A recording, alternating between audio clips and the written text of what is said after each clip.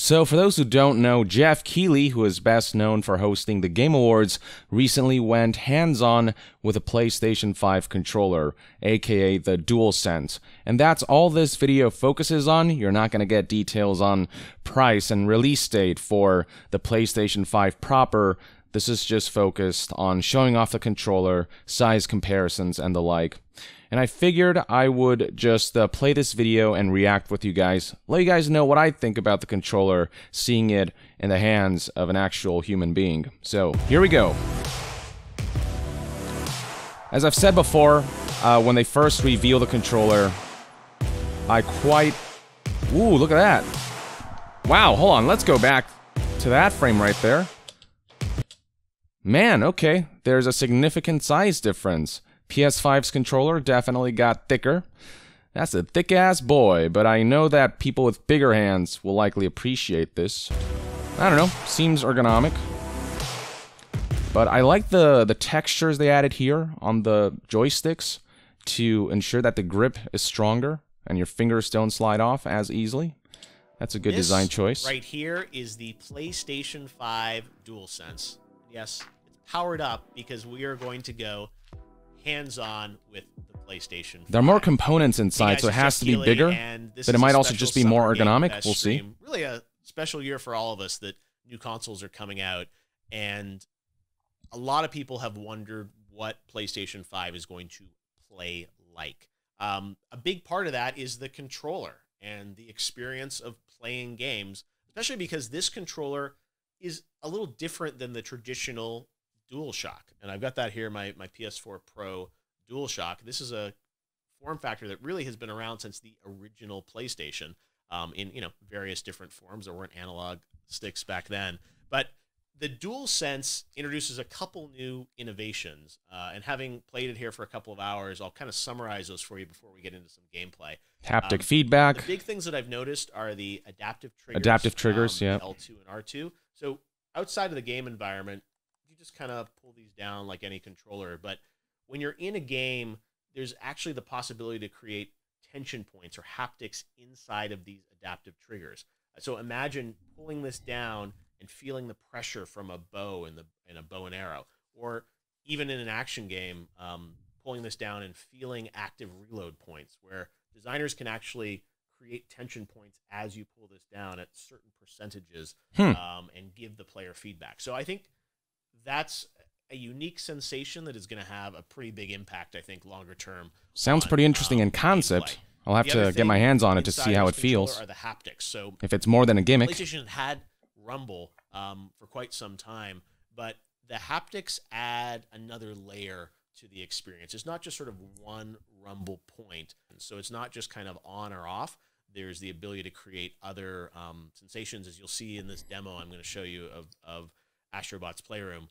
You'll see what ice feels like, what sand it's not feels just like in different surfaces. Like strength of rumble, there's different frequencies that give the controller feel of texture. It feels like it has much more range than the PlayStation 4 speaker, and it often directly ties into what's happening with the haptics. If you've used the Vive controllers, there's you'll have a good sense for what haptic feedback feels like. Types of sounds coming out of the speaker, and I'm sure every game will use it differently or may not use it as much, but at least in this demo, you really do sense that there's a lot going on with the haptics and there's sound that ties into it. And then when you combine that with the Tempest 3D engine in PlayStation 5 for the speakers, the sort of harmony between the controller sound and what's happening in the PlayStation 5 is really, really unique and interesting. I'm just wondering what the quality of the speakers on the controller will be like. In it, they're not great on the PS4. What's the weight of it? What does it feel like? Compared to the DualShock for PS4, it definitely weighs a little bit more, but doesn't feel substantially it is bigger, heavier, and if anything, I think it actually has a little more heft to it, in a good way, that it feels more structured, and there's more sort of inside of it. So centered, but definitely feels good to me. A little more dense. What we're going to play today. What we're going to check out is a little fuller, maybe, and that is the game that comes packed with the PlayStation 5. It is pre-installed on the system. You don't even have to download it. And it's not just like a tutorial demo of 15 minutes. It's a multi-hour game. We're going to get to play one section of it today. And I think the reason we're playing this is because it comes so it's more than a with tech system, demo. and it really showcases the controller. So, of course, everyone wants to see what Horizon Forbidden West looks like on the system, and this is a demo that is focused, I think, more on the controller and the haptics and the adaptive triggers versus trying to showcase the power of the SSD or the true graphics horsepower of PS5. So that's all stuff we can look for. Kind of like what Wii Sports was to Wii, more of a the event, and they look spectacular. So of a game to showcase the capabilities. That I'm sure hopefully we'll get to see more of some of the innovations they're trying to go for. At least right now, we're going to look at the controller and how that relates to gameplay with Astro's Playroom. So let's call it up here and go hands-on live with PS5. So you can even hear the sound of my bot walking around. Oh, is that from the speaker? So full 6 degrees of motion as always. From the controller speaker? Have to flick up here on the pad to release my bot. There are some bots enjoying life, sunning themselves, bot on vacation here. So it's a Mario Odyssey-esque platformer. And again, when you get into this environment, I'm static here, but you hear the crisp sounds of sand coming at you. There's a tension in the controller from going over this sand environment, and then you push further in. All right, so I have this suit, and I'm going to push up on the controller to zip him up. This is the frog suit, and this frog suit shows off the adaptive controllers. So I'm going to move my controller left and right, and these adaptive triggers are really, really cool, and I've never felt something like this before. So motion controls and console controller.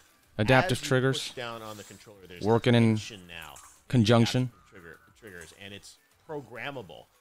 One thing that I think is really fun about this demo is it makes you think of how these technologies are going to be used in other games. So you think of Ratchet and Clank. I mean, obviously a lot of this game. So you, I guess, feel how springy the character is as you pull the trigger down. Crazy graphics that we saw. That's kind of interesting. And I imagine that that's going to feel different from pulling a trigger, for example. It's maybe going to have a bit more of like a click to it. That's cool. Assuming it works as advertised. Go past every ice shard, you hear the little tink of the ice shard. I've never been a fan of delegating any sound to the PS4 speakers. I always turn that off. It's not ASMR, this is PSMR. Because the quality of the speaker was just not great in the PS4 controller. I'm sure they improved it on the PS5 controller, but it's still tiny. These are tiny speakers. Blow into the controller. Oh, right, it has a microphone built in. And this one, you pull back. So it's got like some DS-like elements to it. In games like the Zelda DS games, you had to like blow to trigger some things and stuff. And I wanted to get a little more information on all things PlayStation. So joining me now is I get the sense most games will not utilize at PlayStation, Eric all of those features, like the microphone. Hi Jeff, how are you? I'm doing, it's there. I'm doing pretty good. I got to go hands-on with PS5, which was a nice surprise. That was pretty brief. I guess there's an interview now. We'll see if we learn some new info here. Surprises for PS5, it looks like. And I think what's really unique about the DualSense is that it plays into another one of your senses. But we're covering a lot of the senses with PlayStation 5. I mean, first and foremost, I'd say in gaming, for the history of gaming, the first sense is seeing. It's all the visuals, it's the graphics. And then there's sounds, and we're introducing a new form of 3D audio. And then the next piece is touch. But what about the sense of smell? PS4, like, if an NPC farts in a game, will I be able to smell that? Does the PS5 controller, does the DualSense emit exactly. PlayStation gas 4 is a that big emulates part smell? of everything we do, and it will continue Without to be a big that, part are we really of pushing everything we do innovation? You know what I mean? along. So yeah, that's that. That's the hands-on with the DualSense controller with an interview at the end that didn't provide that much new information. But I really want to take a look at some of these shots. Like this one right here shows the texture of the thumbsticks and like a bit of the back and how the white part kind of wraps around, only revealing bits of the black portion of the controller with that dual tone design. And there's actually a video that Jeff Keighley posted on Twitter that you can also check out.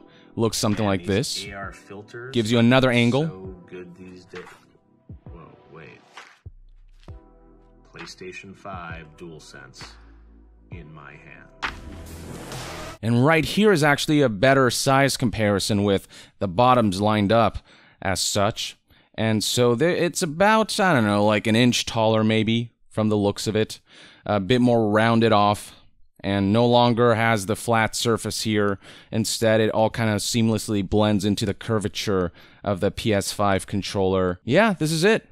I like the way it looks. I like some of the iterations that they made. I think really the real magic of the controller is actually going to be getting your hands on it and actually experiencing the adaptive triggers and haptic feedback and seeing how much it'll actually change the feel of a game and whether it's more than a gimmick and whether it is something that can truly add to the experience rather than something that detracts from it. I know Nintendo tried haptic feedback with the Switch controllers, but it was so weak, the vibrations, that it really didn't work well, and it's hardly mentioned anymore. I get the sense that the PS5's haptic feedback is going to be more substantial, given the size of the controller and given how big of a deal they're making out of it, but again, the proof will be in the pudding when I get my hands on Astrobot one of these days, later this year. But that's that, ladies and gentlemen. Let me know in the comments below what your thoughts and opinions are on this DualSense design and seeing it actually